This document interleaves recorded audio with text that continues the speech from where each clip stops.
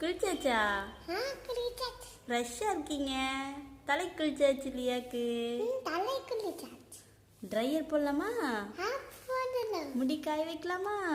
காய வைக்கலாமா? காய வைக்கலாமா?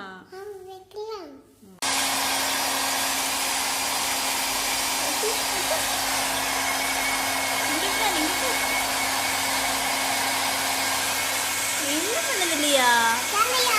நெல்லு அப்படியே நெல்லு.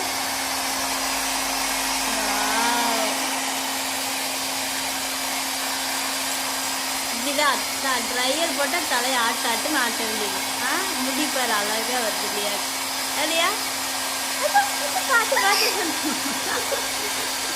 பார்த்து பார்த்து பார்த்து போதுமா? ஆன் பண்ணிடலாமா? ஓகே, பாய் சொல்லு.